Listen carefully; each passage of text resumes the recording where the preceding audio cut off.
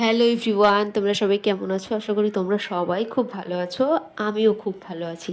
আজকে আবারও চলে এসেছি তোমাদের জন্য একটা নতুন লেসন প্ল্যান নিয়ে। আজকে তো লেসন প্ল্যান তোমাদের আমি দেবই, তার সাথে সাথে এটাও বলে দেবো যে এই লেসন প্ল্যানের ওপর তোমরা কিভাবে ডেমো দেবে। সেই জন্যে যারা তোমরা ডিএলএড করছো তাদের জন্য তো এটা উপকারী হবেই। তাছাড়া যারা আগামীতে প্রাইমারিতে ইন্টারভিউ দিতে চলেছো তাদের জন্যেও খুব উপকারী হতে চলেছে আজকের এই ভিডিওটা। তো চলো আর একেবারেই দেরি না করে শুরু করা যাক। আজকে আমাদের আলোচনার বিষয় হচ্ছে ইংরাজি। এবার ইংরাজিতে ডেমো দেওয়ার ক্ষেত্রে তোমরা সবাই ঘাবড়ে যাও। তোমরা ভাবো যে ইংরেজিতে ডেমো দেওয়ার ক্ষেত্রে পুরোটাই কি ইংরেজিতে বলতে হয়, বা পুরোটা ইংরেজিতে না বললে কতটা ইংরেজিতে বলতে হয়, কতটা বাংলাতে বলতে হয়, এই সব প্রশ্নের উত্তর থাকবে আজকের এই ভিডিওটাতে। তাই একটু স্কিপ না করে পুরো ভিডিওটা দেখতে থাকো। আজকে যে স্কিলটা নিয়ে কথা বলবো সেটা হচ্ছে শিক্ষার্থীকে প্রশ্ন করতে উৎসাহী করার দক্ষতা। Skill of encouraging learners two enquire. আজকে আমি যে ডেমোটা দেখাবো সেটা হচ্ছে ক্লাস 3 এর মাই ফ্রেন্ডস বলে যে গল্পটা আছে সেটার ওপর। এটা হচ্ছে ফার্স্ট পেজ। ফার্স্ট পেজের একদম বাদিকে লিখবে নেম অফ ইনস্টিটিউশন, নিজেদের কলেজের নাম লিখবে, ক্লাস হচ্ছে 3, নেম অফ স্টুডেন্টস লিখবে 10 জন, টাইম হচ্ছে 6 minute, name of trainee teacher নিজেদের নাম লিখবে, নিজের রোল নাম্বার লিখবে, তারপর ডেট লিখবে। এটা হবে পুরো বাদিকে। এরপর ডান দিকে লিখবে সাবজেক্ট, সাবজেক্টে ইংলিশ হবে, lesson 1 my friends, sub lesson ফাঁকা রাখবে, 2 ডেজ লেসন হচ্ছে ডু। এরপর নিচে লিখতে হবে কম্পোনেন্টস। কম্পোনেন্টসে 4টে পয়েন্ট আছে। প্রথম হচ্ছে allowing learners to question or enquire, তারপর অ্যালোয়িং ফ্লেক্সিবিলিটি ইন কোয়েশ্চেনিং, তারপর হবে এনশিওরিং অ্যাপ্রোপ্রিয়েটনেস অন কোয়েশ্চেনিং, তারপর হবে এনশিওরিং রিলিভেন্স ইন কোয়েশ্চেনিং। তো এইভাবে ডেমোটা শুরু করা যেতে পারে। Good morning students, how are you all?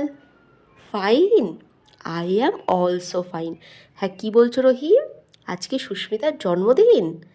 তাহলে তোমরা সবাই সুস্মিতাকে তার জন্মদিনের শুভেচ্ছা জানিয়েছো? জানিয়েছো? বাহ, খুব ভালো। তাহলে তোমরা সবাই আমার সাথে একসাথে বলো সুস্মিতাকে হ্যাপি বার্থডে সুস্মিতা, তুমি অনেক বড় হও আর খুব ভালো করে পড়াশোনা করো। হ্যাঁ বলো সুস্মিতা, কি বলছো?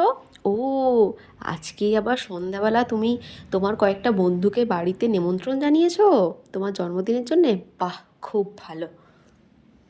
এই যে সুস্মিতা বলল ওর কয়েকটি বন্ধুকে ও বাড়িতে নিমন্ত্রণ জানিয়েছে, তোমাদের মধ্যে এখানে কার কার বন্ধু আছে দেখি তো, হাত তোলো তো।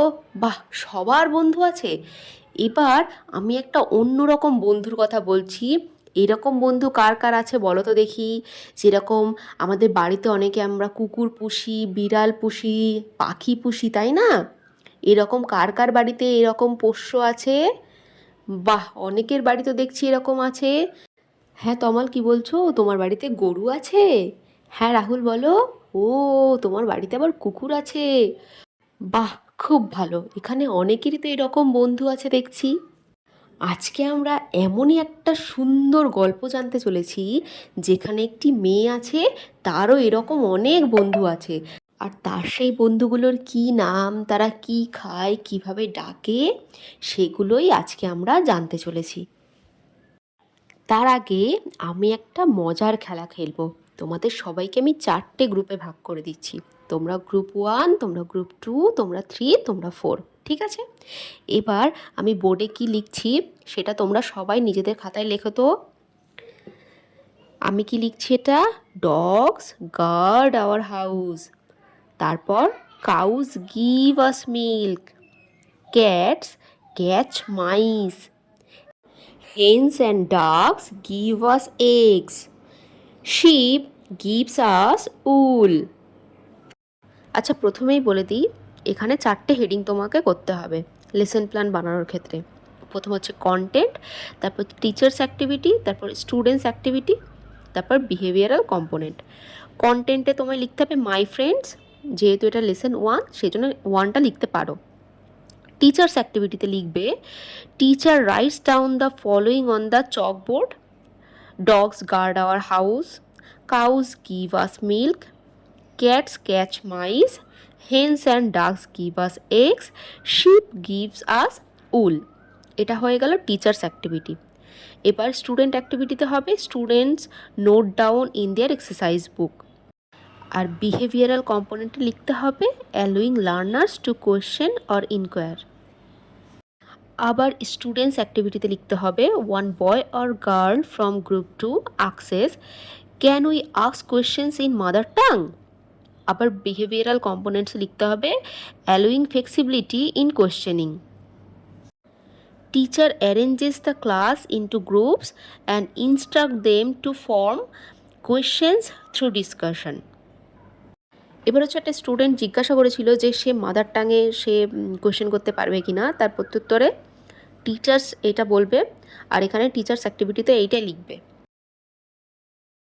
এইভাবে বলা যেতে পারে, yes it is very good question, you can also ask in your mother tongue, but try to speak English, I can help you if require.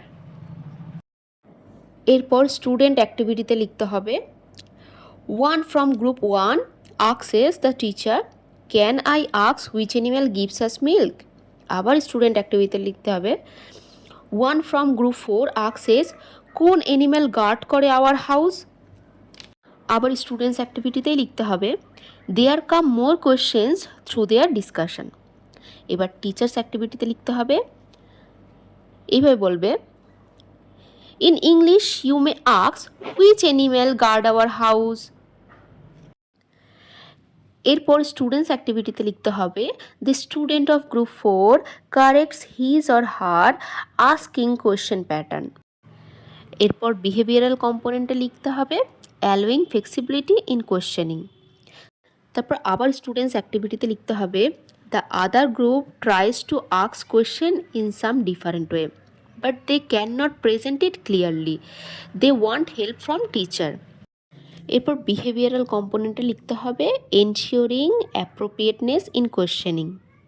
এরপর টিচার্স অ্যাক্টিভিটি, এখানে এটা লিখবে the teacher helps them like this. এরপর এইভাবে বলবে আর লিখবে teacher, teacher এইভাবে বলবে you may ask like this way, I give you eggs, I can swim, who am I. এরপর স্টুডেন্টস অ্যাক্টিভিটিতে লিখতে হবে students follow this pattern with interest. One from group 1 asks, I live in your home, I guard your house, who am I. Madam এটা হবে। এরপর behavioural কম্পোনেন্টে লিখতে হবে এনশিওরিং রিলিভেন্স ইন কোয়েশ্চেনিং, আর ওখানেই লিখতে হবে অ্যালোয়িং ফ্লেক্সিবিলিটি ইন কোয়েশ্চেনিং।